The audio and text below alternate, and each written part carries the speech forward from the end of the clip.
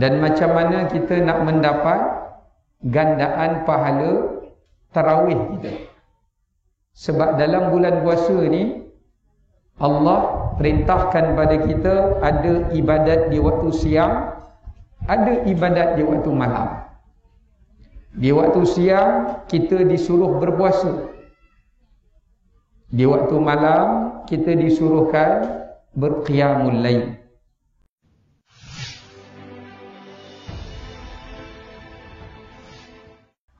Alhamdulillah, pertamanya kita rafakkan puji dan syukur kepada Allah Ta'ala di atas segala rahmat dan kurniaannya. Pada petang yang mulia ini kita masih lagi diberikan kehidupan, kesihatan dan afiat oleh Allah Ta'ala untuk dapat sama-sama kita pada hari yang keempat Ramadan ini, kita masih lagi dapat meneruskan dan menyempurnakan ibadah puasa kita. Alhamdulillah. Dan dalam masa yang sama kita masih lagi diberikan peluang sementara untuk kita menunggu masuknya waktu berbuka, kena tunggu kuliah dulu.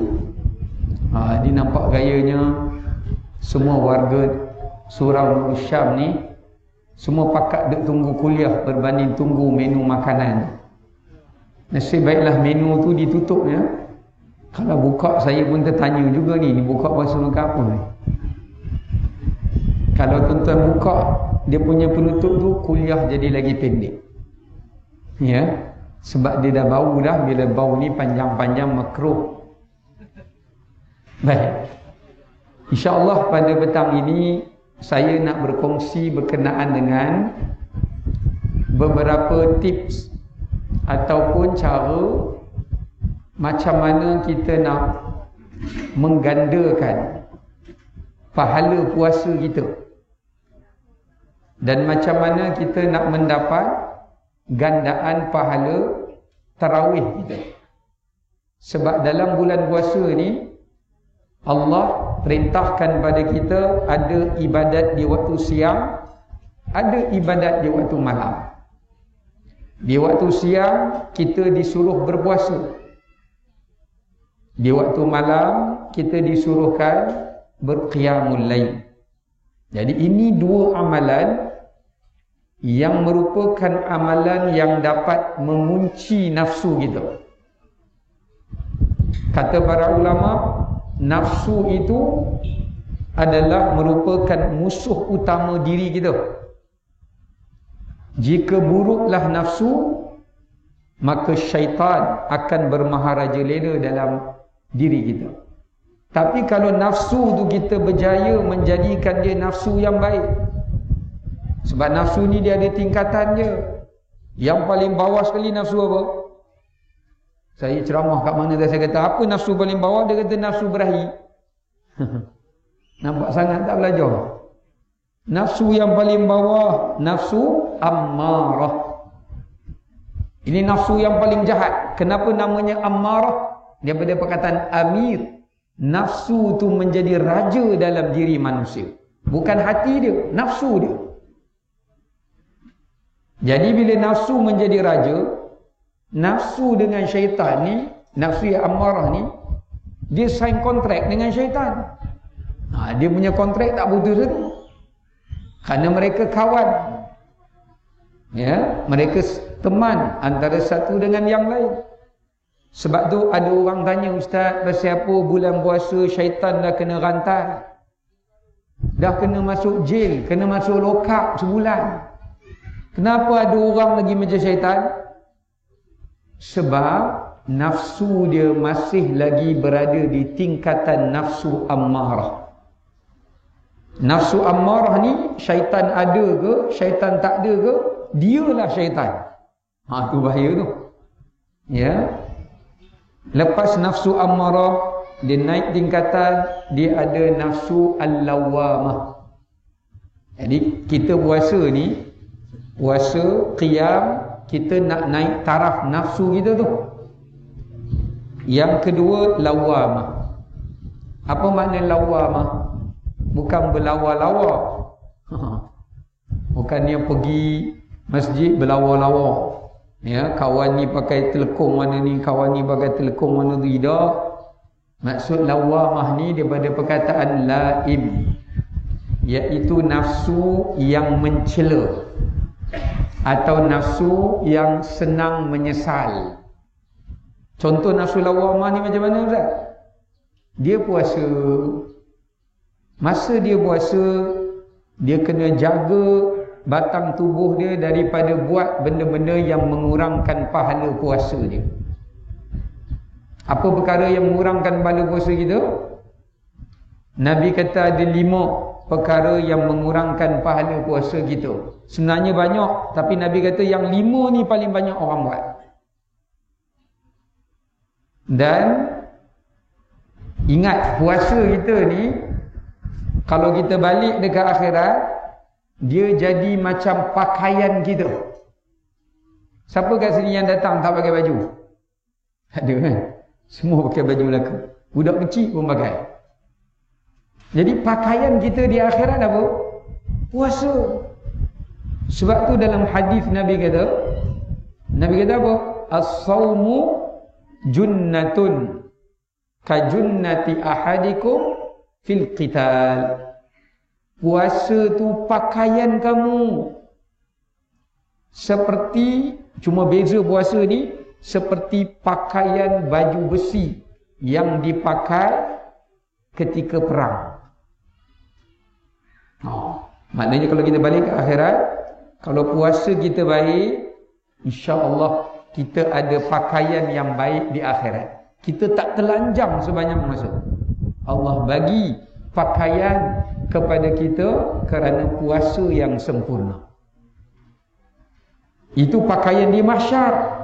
Yang kedua, puasa juga menjadi pakaian yang membenting kita daripada disambar api neraka. Tapi ada orang, abang kau, ibu ayah sekalian, puasa dia dekat dunia ada masalah. Dia balik dekat akhirat, duduk di mahsyar, dia pakai baju, dia ada pakaian, tapi pakaiannya koyak kat sini, koyak kat sini. Biasa tengok orang zaman sekarang pakai slow koyak kan, koyak kat lutut, tapi takat ni tak ada lagi lah koyak kat punggung kan. Teruk benar lah tu. Pakai pakaian koyak sini, tak berjaya pun koyak. Bila dia nak menuju tidiam sirat, pakaian puasa dia ada lubang. Api neraka akan menjalar pada bahagian-bahagian yang berlubang itu. Sebab itu, sempurnakan puasa kita. Perelokkan puasa kita. Kalau kita nak tahu pakaian kita bagaimana di akhirat, tengoklah sendiri macam mana puasa kita dekat dunia ni. Rajin ke hidup puasa. Lepas Ramadan ni, kalau puasa 6 tak lepas, anggap macam ni lah. Balik ke akhirat, pakai baju suku, boleh? Pakai seluar, takat ni je, bawah tak ada. Pakai baju, takat dada, bawah tak ada. Bajunya tak lengkap. Baik, jadi Nabi kata ada 5 benda yang paling banyak merosakkan pahala puasa kita. Yang pertama apa? Al-kadhib, bohong. Puasa-puasa tapi cakap bohong. Bahaya. Apa bentuk bohong pun jangan. Kadang-kadang kita ajar anak kita bohong pula. Orang telefon, abah ada, cakap abah tak ada. Dia cakap kat anak dia, tolong bagi tahu abah tak ada. Anak tu pula dia ajar berbohongnya. Ni masalah. Kerana bohong mengurangkan pahala puasa kita. Yang kedua, mengumpat. Mengumpat juga, jika tak ditinggalkan, maka dia akan merosakkan, mencarikan, mengoyakkan pakaian kita di akhirat, yakni puasa kita. Yang ketiga, Nabi kata, iaitu an-nadharu bisyahwah. Tengok dengan syahwat. Tengok benda-benda yang menggairahkan. Saja pergi cari tengok benda-benda yang menimbulkan syahwat, memberahikan, tak boleh jaga pandangan. Yang keempat, menyentuh yang mensyahwatkan, maknanya pegang apa-apa benda yang boleh merangsangkan syahwat pun tak boleh, atau mengambil benda-benda yang diharamkan. Dan yang kelima adalah merupakan orang-orang yang mengadu domba atau yang fitnah. Tapi sebenarnya banyak ada orang puasa-puasa tapi tak semayang. Yang ni lagi teruk lah. Ya, puasa tak tinggal, semayang tu dia tinggal. Sebab dia rasa puasa tu lebih besar daripada semayang. Ini orang-orang yang pakaian dia tidak diberikan oleh Allah di akhirat. Sebab apa? Tidak ada yang boleh menggantikan solat. Kalau dia puasa dia tak solat, maka dibimbangi puasanya tak diganjari oleh Allah dan dia tak ada pakaian di hari akhirat nanti. Itu besarnya solat ni. Sebab tu kalau kita tengok Allah suruh kita puasa siang, malam tu Allah suruh kita solat. Tak cukup dengan solat fardu, kita kena solat malam, kita kena solat tarawih. Okey, sekarang ni macam mana nak bagi kita punya pahala puasa lengkap dan sempurna yang diajar oleh Nabi SAW? Yang pertama, nak bagi pahala puasa sempurna, jangan tinggal makan sahur.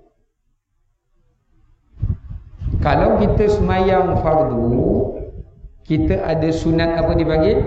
Rawatib. Solat rawatib, sebelum dan selepas.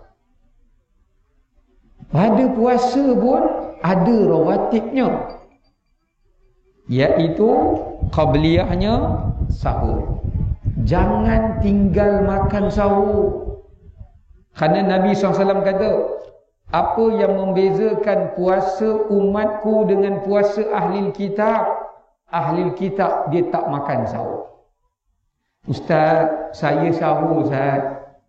Cuma sahur saya sahur taqdim. Sahur ni ada dua. Yang Nabi suruh kita sahur takhir, lewatkan sahur. Kita pergi buat taqdim. Diingat jamak ke apa? Saya sahur, saya pukul 12 kan? Saya sahur pukul 1 pagi. Masa Muri itu saya niat makan sahur, tak dapat pahala sahur. Sebab tu kita tengok ramai orang puasa badan lemah, tak ada tenaga, cepat mengantuk, cepat penat, rasa malas, sebab dia tinggal keberkatan makan di waktu sahur. Dia tak dapat doa para malaikat di waktu sahur. Sebab itu nak sempurnakan pahala puasa, jangan tinggal sahur. Itu yang pertama. Yang kedua, iaitu menaja orang yang berbuka puasa. Ambil peluang, taja orang buka puasa. Ustaz, saya tak mampu lah Ustaz, mahal sangat sekarang ni, tak mampu bagi semua, bagi sikit. Katakan satu malam berapa ringgit, bagi RM1 pun tak apa. Allah bukan tanya kamu bagi tu orang tu kenyang ke tidak. Allah tak tanya. Allah Ta'ala tanya berapa yang kamu boleh bagi. Sebab tu saya nak kongsi, sahabat Nabi ni, Abu Hurairah ni antara sahabat yang miskin. Mereka sahabat-sahabat yang miskin ni, mereka dipanggil ahli suffah. Ahli apa? Suffah. Ahli suffah ni, mereka tak ada rumah, mereka tak ada keluarga, mereka tak berkahwin, mereka duduk kat pinggiran Masjid Nabawi, mereka bina kemah saja. Sebab susah, Nabi bagi tumpang duduk dalam kawasan masjid. Abu Hurairah, dia tak mampu bila dia tengok sahabat-sahabat yang kaya, taja orang buka puasa, dia tak ada, dia tak mampu. Tapi tengok, sahabat dia faham, walaupun dia tak mampu, bukan bererti dia tak boleh dapat pahala tu. Apa dia buat? Bila sahabat yang kaya sedekah dekat dia, dia ambil makanan yang disedekahkan, disedekahkan pula pada orang lain. Berapa ramai kita buat macam tu? Pergi masjid, orang bagi, berapa orang keluarga? 2, ambil 3 bungkus. 3 bungkus tu kita makan. Apa salahnya ambil separuh, kita asingkan, bagi ke orang sebelah, walaupun sikit. Kerana Nabi pesan ke Abu Dhar, kalau kamu masak, lebihkan kuahnya, supaya kalau ada lebihan sedikit itu pun kamu bagi pada jiran kamu, kamu dapat pahala menaja orang yang berbuka, walaupun separuh tamar. Kita kalau bagi ke orang ni, saya nak bagi awak ni, nak berapa pasal? Ambil sebiji tamar, kita koyak dulu. Dia kata, tak payah bagi. Tapi bukan soal itu. Soal Allah tetap bagi pahala sempurna, walaupun sedikit sahaja bahagian yang kita taja orang berbuka. Taja orang berbuka ni bukan kita bagi duit saja. Orang yang tolong masak ni, siapa yang buat masak ni? Katakan dia dapat catering. Okey, dapat catering. Berapa semalam tuan? Okey, berapa orang? Okey, saya ambil kepala RM10 lah. Tapi masa kita masak tu, kita niat, ya Allah, aku nak masak untuk orang berbuka. Jadi aku akan masak dengan masakan yang baik. Masak yang sedap, pilih lauk yang bagus, bukan yang lama-lama. Dia dapat pahala kat situ. Isteri-isteri kita ni, abang-abang sekalian, sediakan makanan berbuka, dapat pahala. Kita yang beli barang untuk dijadikan jualan berbuka, dapat pahala. Kita tolong dia masak sekali pun dapat. Ambil mana-mana bahagian walaupun sedikit. Jangan nunggu dia bila dah siap ni. Yang tu apa pun tak dapat. Dapat penat nunggu lah. Baik. Itu yang kedua.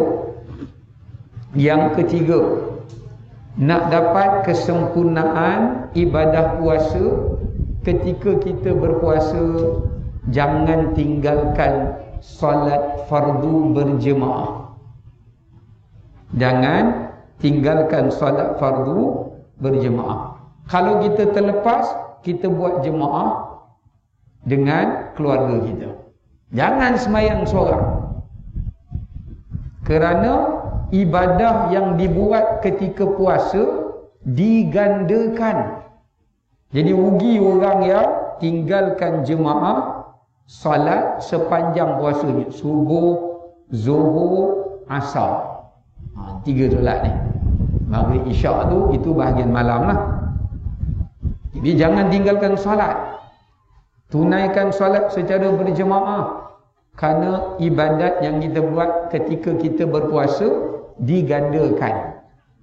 Ya, digandakan berapa? Allah kata yuwaffas sabiruna ajrahum bighairi hisab. Digandakan dengan tidak terhitung banyaknya. Ni kena jaga semayang. Ajak anak kita semayang jemaah. Kalau kita dah semayang kat masjid, isteri kita tak semayang lagi berjemaah, ulama kata kita boleh ulang semayang tu untuk temankan isteri kita berjemaah. Boleh. Jangan biar dia semayang sendiri. Kita ulang balik. Habis tu saya dah semayang macam mana Ustaz? Maknanya asal esok saya tak payah semayang lah. Banyak cantik. Pasal saya dah teman dia dah. Ini bukan cover line. Kalau kita buat balik, kita dapat pahala sunat. Bukan berarti esok tak payah semayang dah, pasal dah teman dia dah. Kita dapat pahala sunat. Jangan tinggal. Kemudian nak sempurnakan pahala puasa kita, jangan tinggalkan sedekah ketika puasa. Nabi sebut ada 4 perkara siapa buat ketika dia puasa, kalau dihimpunkan 4 perkara ibadat ketika dia puasa, melainkan dia akan dipanggil oleh 8 pintu syurga. Rupa-rupanya yang buat empat ni ketika puasa Abu Bakar saja. Sahabat lain pun diam. Nabi tanya, siapa pagi ni puasa? Oh, ramai sahabat puasa. Nabi tanya pula soalan kedua, siapa hari ni yang menyantuni anak yatim? Makin kurang dah. Sebab banyak yang pergi menyantuni mak yatim. Anak tu dia biar, mak tu dia ambil. Mak yatim ni pula dipilih umur 35 je. Yang 40 ke atas dia tinggal. Ni masalah je. Ini tak ikhlas ni. Dia cari mak, dia tak mau anak. Yang Nabi suruh anak yatim tu. Kita cari anak yatim saudara kita, anak orang susah, kita pergi santuni dia. Abu Bakar buat. Yang ketiga Nabi tanya, siapa yang memberi makan orang miskin? Sedekah. Nampak? Sedekah. Abu Bakar buat, sahabat lain dah kurang dah. Ada yang buat, yang berduit sajalah buat. Yang keempat Nabi tanya, siapa yang pergi menghubungkan silaturahim? Ni yang keempat ni. Silaturahim ni macam mana? Kita tanya khabar, kita bagi salam ke dia, kita ziarah dia, kita hantar makan ke dia. Yang ni menghubungkan silaturahim. Dengan jiran ke, dengan adik-beradik, dengan mak ayah kita. Kita tanya dia, ni buka puasa makan apa ni? Ini 1 bulan Ramadan. Mak ayah dia buka puasa apa pun dia tak tahu. Dia fikir dia buka puasa apa. Dia hari ni buka puasa apa. Adik-beradik dia lantak koma lah kita. Ini masalah. Jiran sebelah ada makanan berbuka ke tidak, biarlah ke dia. Bahaya. Sebab itu sempurnakan 3 tadi. Menyantuni anak yatim, memberi makan fakir miskin atau sedekah. Yang ketiga menghubungkan silaturahim. Jaga ni. Kalau kita hubungkan 3 ini dengan ibadah puasa, 8 pintu syurga dibuka. Come on, masuk. Syurga panggil, datang, masuk. Berebut nak dapatkan kita di hari akhirat. Ini hebat. Ya. Baik. Kemudian antara amalan yang menyempurnakan ibadah puasa kita lagi, yang dituntut adalah membaca Al-Quran. Membaca Al-Quran. Baca Quran dalam keadaan kita puasa dengan baca Quran dalam keadaan dah berbuka tak sama. Tak sama. Kalau kita baca time puasa, kering tekak ni. Sampai air liur tu dia kumpul-kumpul, dia niat ais Bandung. Dia telan. Sampai tahap tu batal tak puasa. Ya. Kacau bunyi pun sedap. Dah terliur. Jadi nak cerita kan, baca Quran kering tekak kita. Baca Quran kering tekak kita. Kering air liur kita. Lagi satu, bila kita baca Quran, mulut orang yang berpuasa ni berbau. Pakai mask kan? Cuba tiup, atau sedut. Bau sendiri. Jangan suruh orang sebelah bau. Tak berbuka dia. Ya? Baik. Sebab itu dalam hadis Nabi kata, bau mulut orang yang berpuasa lebih harum daripada bau kasturi di dalam syurga. Bukan kasturi dunia ya. Bau perfume dalam syurga.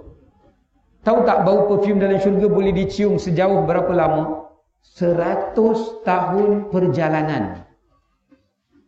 Saya biasalah ada kakak kita dekat KL tu, sebelum bulan puasa dia pakai perfume mau setengah botol kot.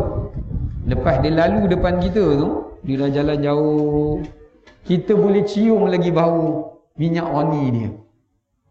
Tapi lama lepas tu hilang lah. Ini minyak wangi syurga 100 tahun perjalanan pun masih kekal, tak hilang. Ulama kata orang yang berpuasa bangun di hari akhirat, ada 2 manusia di padang mahsyar, orang boleh cium bau wangi dia. Kita semua bangun pada mahsyar ni berpeluh, kan kita akan ditenggelangi dengan peluh masing-masing. Takat buku lali, ada takat lutut, ada takat pinggang. Bau peluh ni busuk lah, bukan wangi. Ke siapa sini peluh wangi? Bolehlah jual buat perfume. Peluh mesti bau punya. Tapi di padang mahsyar hanya 2 orang saja mengeluarkan wangian walaupun dia berpeluh. Yang pertama, orang mati syahid. Mati syahid medan perang. Wangi dia, darah dia mengeluarkan wangi. Yang kedua, orang yang berpuasa. Allah gantikan dunia, mulut dia wangi. Akhirat, badan dia wangi. Allah bagi dia. Semua orang bau, oh ini bau orang yang berpuasa. Orang boleh kenal dia. Ya. Baik. Sebab itu bila kita baca Quran, dalam keadaan kita puasa, pertama kita dapat pahala baca Quran. Yang kedua, kerana bau mulut ketika kita baca Quran itu dikerumuni oleh para malaikat. Malaikat suka bau tu. Manusia memang tak suka bau mulut orang puasa ni. Kita ni pun tak suka. Tapi malaikat menyukainya. Berbondong-bondong malaikat mengejar dalam mengutip pahala bauan mulut orang yang berpuasa. Jadi kalau boleh ambillah sikit masa waktu puasa, jangan tinggal baca Quran. Okay, baik, wallahu a'lam bissawab. Sekadar itu untuk tazkirah kita pada petang ini. Assalamualaikum warahmatullahi wabarakatuh.